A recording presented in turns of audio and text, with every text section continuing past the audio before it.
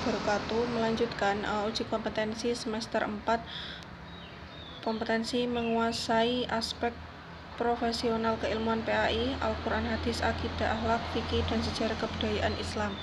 Pada indikator pencapaian Al-Quran Hadis, yang pertama itu menjelaskan 10 istilah-istilah dalam studi Al-Quran, seperti asbabun nuzul, nasi mansuh, tafsir mandui, dan lain-lain.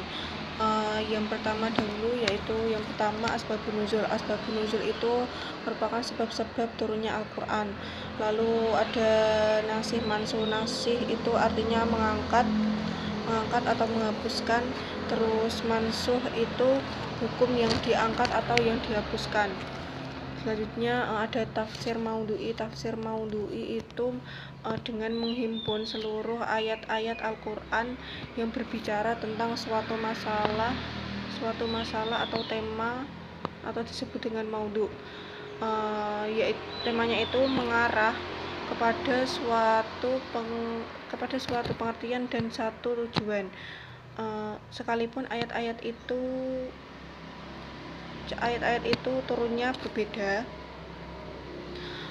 dan tersebar pada berbagai surat dalam Al-Quran, dan selain itu berbeda pula waktu dan tempat turunnya.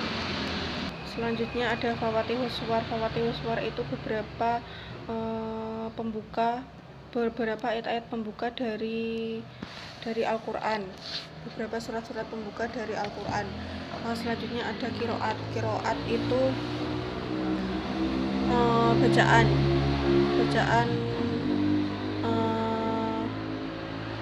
atau cara membaca. Selanjutnya ada kosos. Kosos Quran adalah ilmu yang membahas kisah-kisah, yaitu jejak-jejak umat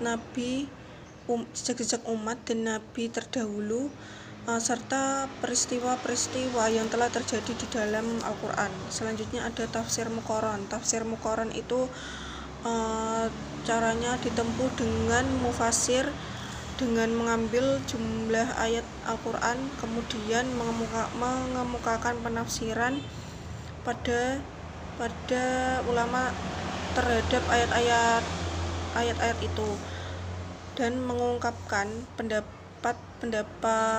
mereka serta membandingkan segi-segi dan kecenderungan masing-masing yang berbeda dalam menafsirkan Al-Quran. Selanjutnya ada tafsir ijmali. Tafsir ijmali itu penafsiran Al-Quran dengan uraian singkat dan global tanpa adanya uraian panjang lebar. Selanjutnya ada mufasir, yaitu orang-orang yang menafsirkan Al-Quran. Terus ada tafsir tahlili. Tafsir tahlili itu mengkaji ayat-ayat Al-Quran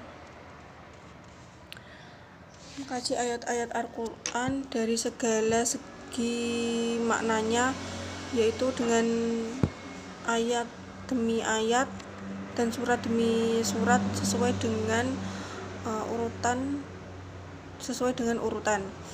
Terus yang kedua menjelaskan 10 istilah dalam studi hadis, seperti jarwat ta'dil, rijal hadis, dan lain-lain. Yang pertama ada jarwat ta'dil, yaitu menerangkan tentang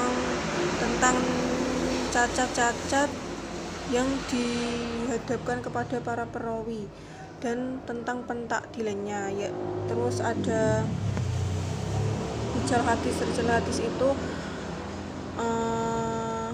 penelitian terhadap semua personal yang menjadi perawi hadis sampai dikodifikasikan pada kitab. Terus ada dobet, yakni keteladanan periwayat hadis berdasarkan atas kekuatan hafalan. Terus ada adil, ketaatan periwayat yang dilihat atas kedalaman agamanya, kedalaman dalam beragama.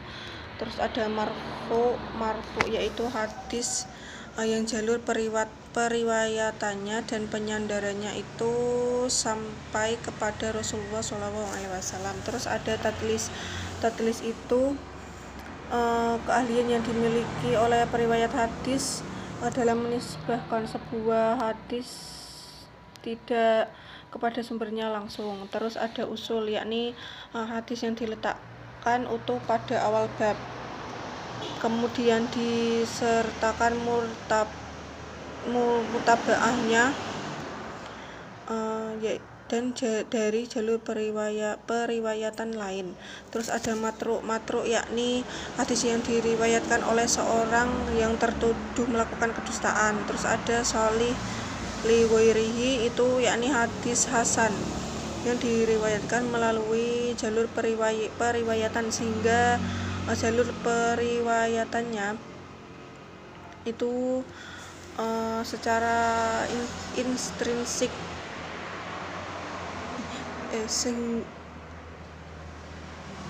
Sahih li ghairi ini tuh melewati beberapa periwayatan, sehingga nanti periwayatannya itu akan menjadi sahih.